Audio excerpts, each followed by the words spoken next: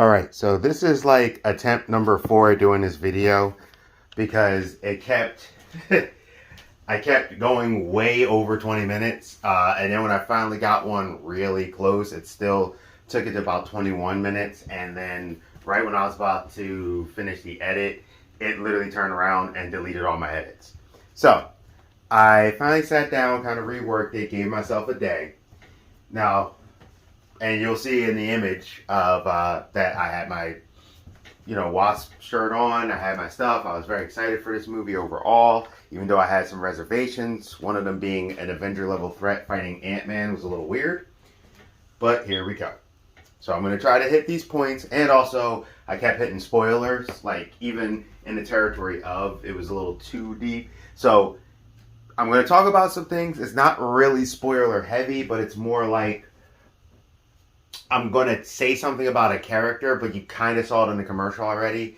So if you want nothing at all remotely spoiled, then jump off the video. Like I said, I'm not going to do deep spoils or nothing. It's just a couple things I need to say specifically, and you might view it as a spoiler, even though technically it was in the trailer. So first I want to start off with, I was okay with the Quantum Realm. They added a ton of stuff, but it feels like they added it to their benefit and their detriment.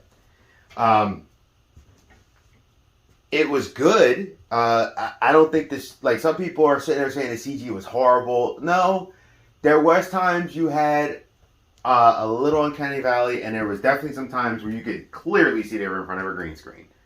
Other times, it actually blended pretty well. It's been better than a lot of the films they've been doing and the shows they've been doing lately, like She-Hulk. And,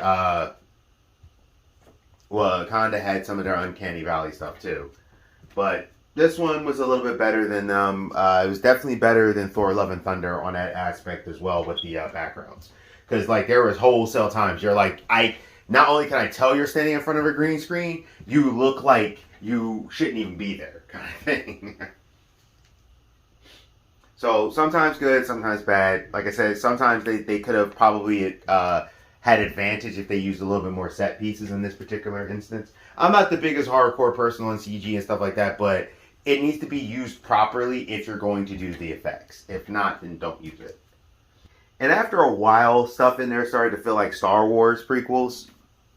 One character, which is Bill Murray's character, he's kind of a throwaway character. Same thing in the comics. I think he's only been in 2 comics. Captain Kylar, if I'm saying his name right, I can't even remember. He was definitely a Lando knockoff. Like, from the door. Just to give you a hint, trust me, it's nothing that I'm knocking or anything like that. He was like a comedic version of Lando Calrissian. And, yeah. There was a little bit less comedy in this one. It still had a lot of comedic moments. It was just, it wasn't as comedic as the other ones. I felt that way, and so did my boy. And out of all the characters to bring back, the mom, the dad, his 3 friends, I like calling them the 3 amigos. They brought back the Baskin Robbins creepy guy. And it was weird, and I didn't understand why. Like, the first time it was okay, but they kept going back to him. And I'm like, out of all of the side characters that were in Ant-Man, this is the one you went with to bring back? Seriously? For a joke? It kind of fell flat. I really didn't care for it, and I noticed other people were just like, after a while, even other people in the theater, which my theater was not packed at all, other people in the theater were like, huh. Like, because it like kind of ran its course, and then they kept pushing it. If you are a fan of MODOK, like this one guy I know that I went to college who was like a MODOK, that's his guy, that's his dude. He's bought every MODOK comic ever. Like, seriously. As Stanley, I think it was Stanley that said this, every character is somebody's favorite character.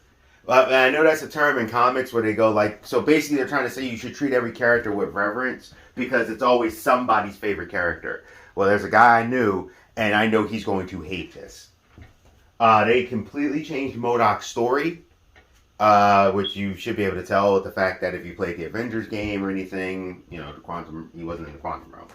But they kind of changed it, and MODOK started off okay, and don't get me wrong, there were some funny things with MODOK, but it kind of got weird, and it kind of got awkward for some things, and like I said, I will admit, there were some parts with MODOK that I did laugh about that was genuinely funny, but that's not what you would have wanted from MODOK. MODOK should have been more, and it was odd, but it was kind of like they threw away. And you think that after making him like one of the main villains of the Avengers game, giving him his own TV show, that claymation kind of cartoon show, having him show up and be an important part on the Marvel superhero squad. He's one of the villains that was very reoccurring. You would think they would have gave him a little more, but they kind of turned him into a joke thing. Now, when he has the helmet, as you can see in the image here, that he looks like the traditional MODOK, but when they take off that thing, there's like a story, and it was like, y'all could have did this, but you could have used like a villain like Egghead and got the same result, and maybe saved MODOK for something a little bit more epic. But that's just my personal opinion. Maybe, you've seen it, maybe you loved it. When you see it, you'll see what I'm talking about. I felt outside of a few convos, Antman and Wasp relationship was, I guess maybe it's established because it didn't feel like they were deep, and it was kind of like, okay. Like, I didn't feel like there was any progression or degression or anything. It just kind of was, which is fine. I guess that means they have a strong relationship. Usually in these kind of movies, you'll give them a little bit of conflict, but they didn't. With his daughter, Cassie, who, if you don't know in the comics, is Stature, there was like a little bit going between them, and you saw that in the trailer. But what you saw in the trailer is about as deep as they went with those two in their situation. Like, that was an opportunity that they could have really did some character growth because of the fact that she used to look up to her father like the hero. In her eyes, her father was always a hero, even prior to him becoming Ant-Man. And it would have been cooler to see maybe he's not, like, with a little bit older eyes, he's trying to figure her out. She's trying to figure him out because now that hero worship thing is kind of in a weird place. But then maybe she gets to see him again dealing with a situation, and it kind of builds. Like, there were steps that was skipped that if they would have put a little bit more flesh out in that story, I think it would have did better. So that, to me, their relationships all around kind of fell flat. To me, it wasn't horrible. Like I said, it was fine, but it detracted from the movie because it could have made the movie feel more rich. So it was like, oh, okay, kind of thing, right? Just to let you know, Kang is the best thing in this movie. But at times, he made weird, stupid decisions that you could definitely tell were for the plot. But Kang was awesome overall.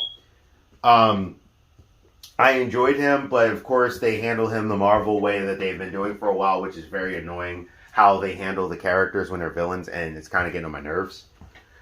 Because they could do more with them, and they kind of sent them to this one thing. But he wasn't a one-note villain.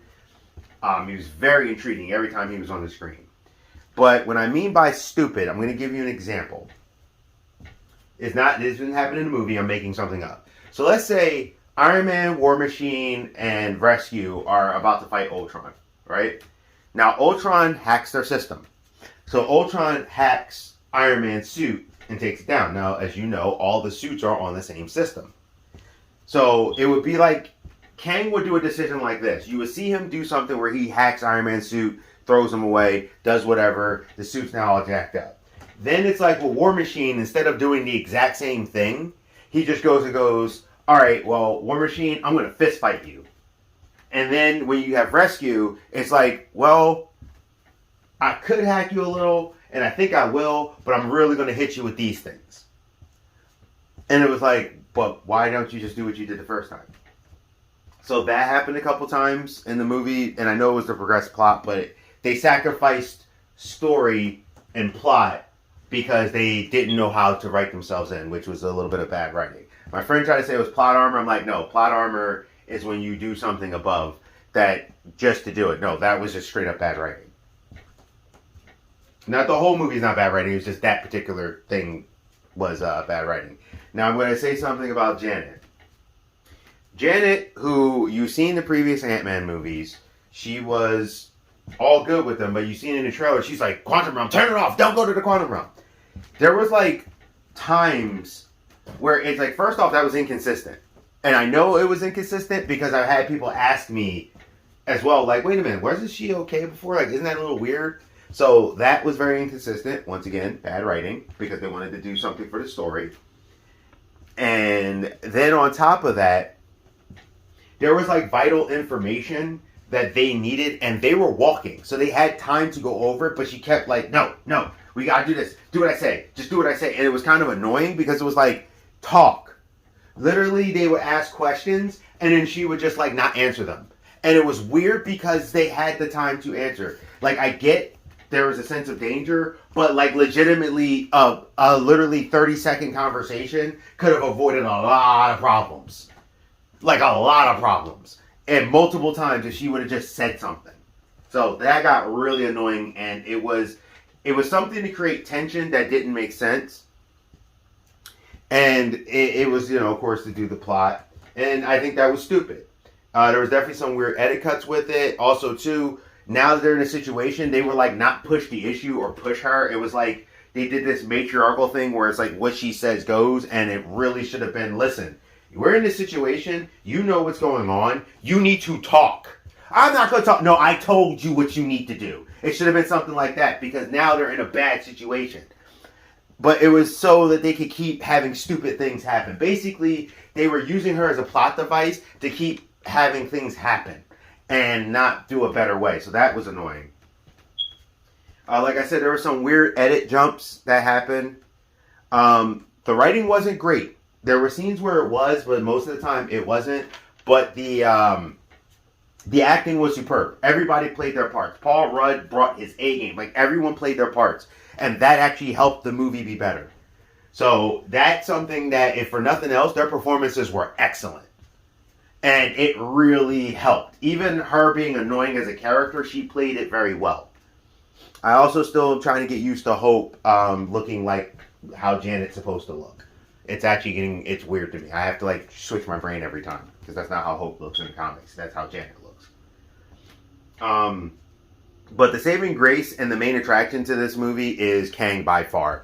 Like, Kang was amazing. And even then I felt like they screwed the pooch a little towards the end.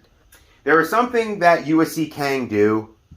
Basically, it was like he could hit somebody with something and there was a result that would happen. But whenever he did it to Ant-Man and them, the different, like the not the same result happened, and that was weird too. And that's as deep as I can go with it without really spoiling. But there was no explanation of why this worked this way until they dealt with it. If you think about it, it's during a battle. That's all I'm going to say. Once you see it, you think about it, you'll know what I'm talking about. But I'm not going to go any deeper than that. But like I said, you'll see something happen when he does something, but does the exact same thing to the heroes, and it doesn't work, or the same, and it's weird. And then also too, they had this focus on this character, a bit like, which is on Katie O'Brien's character. I've seen her in like Agents of S.H.I.E.L.D. I've seen her in Black Lightning, a few other things. Very awesome, beautiful actress. Like, you could tell she put that work in. She looked like menacing, like Diesel and stuff. LGBTQ person, fantastic. But they I don't remember, and I tried to ask our friends, I had to actually look at her. I was like, why are they pushing this character? Who is this character? Because she was doing a lot, but it was I don't even remember her saying her name. And no one else seemed to either. But it's, and I'm looking at her look. Some of her look looks familiar in her face. And I finally figured out that it was Gentara. Now, that's Hulk's ex-wife when he was in the Microverse story with Jarella, the Queen. That's her niece. So that was like a nod to, I guess, comic fans, but then she wasn't green-skinned. So, and her look was a little bit different. There was some similarities. Gentara usually wears a crop top. She's a tough character, but she's green with blonde hair. This one is with black hair, her normal tan skin and everything. And I had to really look. Like, there were some aspects of her that finally got me to go, I think I know who that is. But that was not handled well. They should have had her, like, pronounce who she is, the princess of blah, blah, blah, blah, Jantar. That would have, like, helped, because that was an Easter egg for people, because remember, the Quantumverse is actually the Microverse in Marvel, but they're not allowed to legally use it, because I think whoever has Rom the Space Knight and the Micronauts, which I think is IDW or Dynamite, one of the two, I think it's IDW, they're not allowed to, yeah, I think it is IDW. They're not allowed to use Microverse, so they use Quantum Realm instead. It would have been nice if they would have at least gave her the green skin. That would have probably helped. I know they were probably afraid. Like, people would think it was a Hulk, and maybe not instead of just researching a character. But, you know, Gamora, no one mistaken Gamora for Hulk, but okay. And they did use some new characters that I guess they were new. Like, Quaz was new. Zolan was new. Veb, the Ooze guy, was new. They're not comics.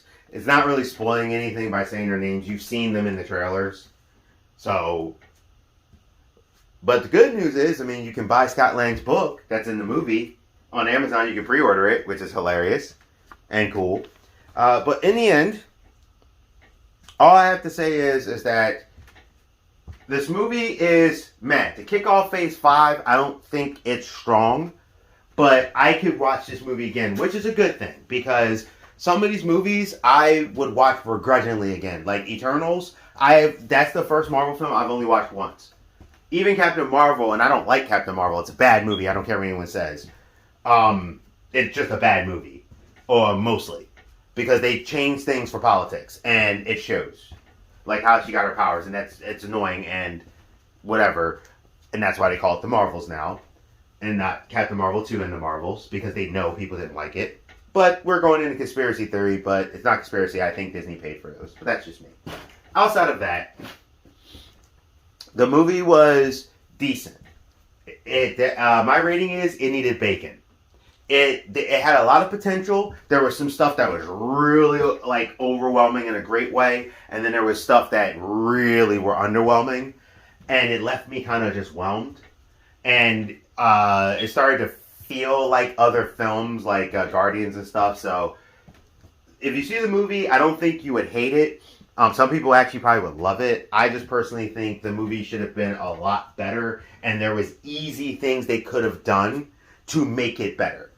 The relationship with Scott and his daughter, they actually could have explored that a lot deeper and cut the other ones out. Also, too, the last thing I did not like, Scott couldn't do anything on his own. Besides this one particular fight, every single time. Everyone else in the movie got their moments where they did stuff on their own. And this just seems to be a Marvel trope. The same thing happened with Black Widow, where everyone piled on the white guy. And the same thing happened with Eternals, where everyone piled on the white guy.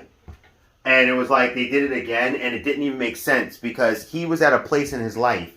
And they were like, well, why aren't you doing this and doing that? And even characters who shouldn't be questioning him, because, you know, he may want to just be with his family.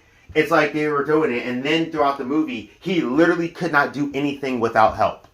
It's like watching a Batman and Robin movie, but Batman will always lose if Robin's not there every single time. For every single person. Well, Wasp got her moment. Janet got her moment. Hank Pym got his moment. Cassie got her moment. It was like Scott could not have a moment where he just won outside of this one throwaway particular portion. And from that throwaway point on, he was always the one getting down. People were taking him down. He would do something, and then all of a sudden he would get overwhelmed. And it happened every single time after that. So that was very annoying. So, like I said, it needs bacon. This is the best I could do. Geek Protagonist, you stay safe, you stay healthy, you stay real. Tell me what you think in the comments.